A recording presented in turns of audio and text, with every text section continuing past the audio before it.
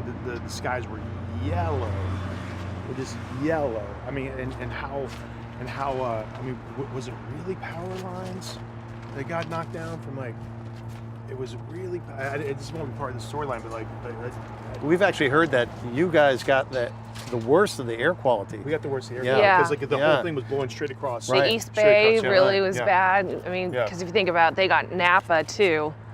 I mean, everyone did in the Bay Area, but it wasn't great here. But I think it was worse in the Bay Area.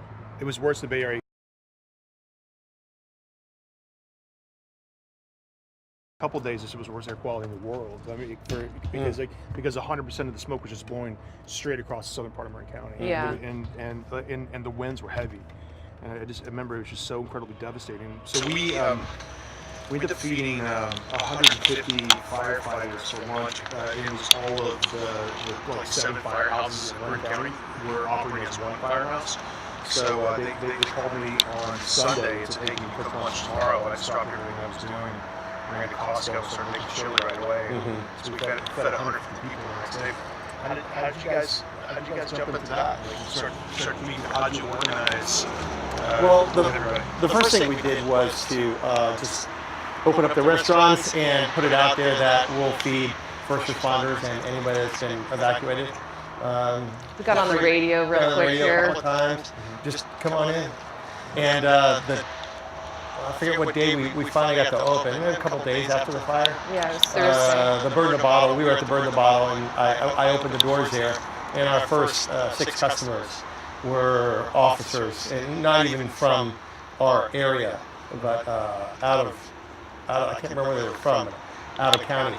And They're to like see Southern California. to see those 6 guys and gals walk in and be able to sit down and feed them, I said, that's worth it right there.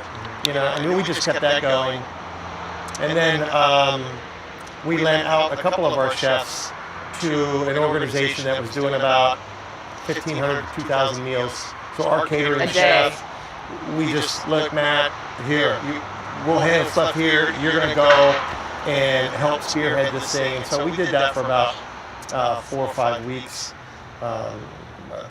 Delivering meals to evacuees, and now the latest is we took all of the items from Willi's wine bar and dispersed them around the restaurant. So everybody's got 4 or 5 dishes, and they're all marked by a big WWB and whatever the dish is. And so every time we sell one of those, Terry and I donate $2 to it was the Sonoma Family Meals, and now Chops, which is a teen center right next to the steakhouse. 50 kids got displaced. You know, their parents lost their homes. So we're hoping to do about 25,000, 30,000 by the end of December, just by selling those signature items from the wine bar. And it's our way of, you know, Willi's Wine Bar still giving back. You know, keep it alive a little bit. Even if it's you know, from the ashes, still making a statement. And the night of the 8th, right? When did this burn down? The 11th? The 8th. Monday morning. So the fire started on Sunday, and so it burned down Monday morning. Were you guys actually in the restaurant that night, that Sunday night? No. We had friends from the East Coast over, and so we were cooking outside. And it was eerie. The wind was like nothing we'd seen before. We had no idea what was going on. But it was very gusty and warm, and you called it almost like earthquake It was like weather. earthquake weather. It was weird. Yeah. But, you know, we were drinking some wine.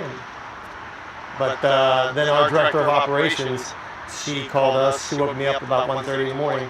She says, I'm on my way over. She got out. She got out with in her pajamas. Her birth certificate. No, her passport and her divorce papers. Priority. Priorities. It's pretty interesting though. We had all the time in the world to pack up. Like, we were not really evacuated from our home. We had all these people there, and it's interesting what you do pick. You know, I had a half-packed suitcase, and I'm looking around in my closet going, what do you pack for such an occasion like this? Like, you know, what am I going to need? Or, you know. You're in a daze. Yeah. Yeah. Crazy.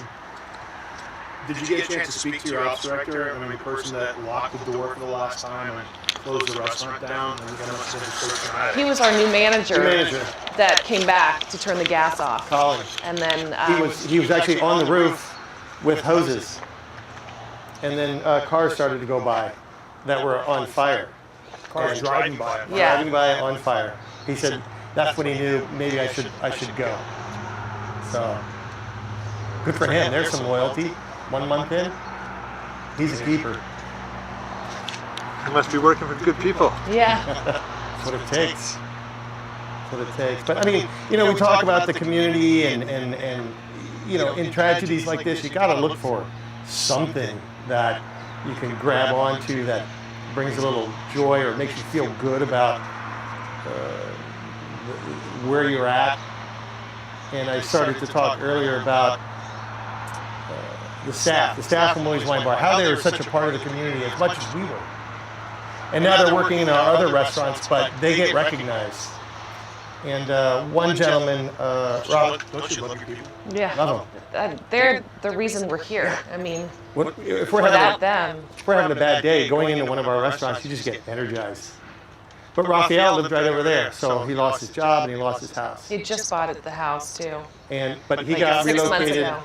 to Monty's, and about a week into his working there, some gentleman just left him a $500 tip because he was a regular here. Our catering chef, you know, this is happening.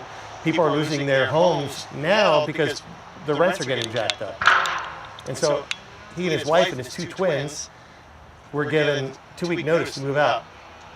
And he's been with us for years and years, and he's an incredible guy.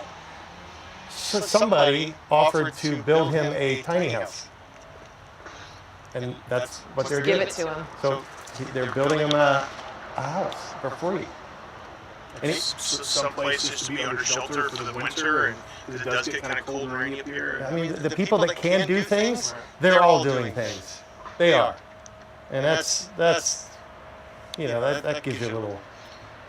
But we've received letters from guests of ours from like Sisters, Oregon, from Seattle, Idaho. I mean, that have sent us letters and checks that say fire tip in the memo line, and they're like, just do whatever you need with this, and you know, we loved your restaurant. It's power of food, huh? You know that? Absolutely. It runs deep. Right. So the few days after the fire, it's been about a month now.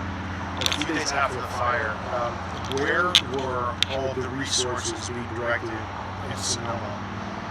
As far as support, Yeah, like the shelters and food distribution. it was mostly at the fairgrounds, and then there was the Finley Center. That was another. I think those were the 2 main shelters that were distributing all the food and where all the clothing and donations were being dropped off and distributed there. Most of the firefighters were... They were all at the fairgrounds. Some of them, you know, had set up shop in parking lots. I mean, you have no idea the amount of support that was directed here. You would see, we saw fire engines from Bothell, Washington, from all around the state, everywhere. And there was a day I was out, finally was able to go running.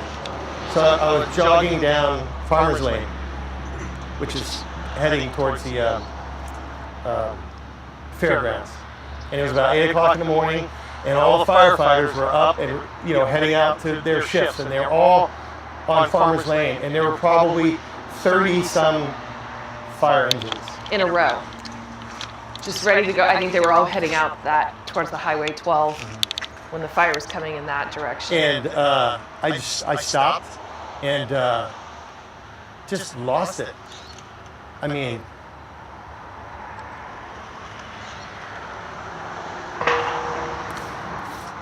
thank God for people, huh? Thank God for people. Powerful, very powerful. You don't forget stuff like that. And when you see things like that, the right people say, well, what else can I do? What more can I do?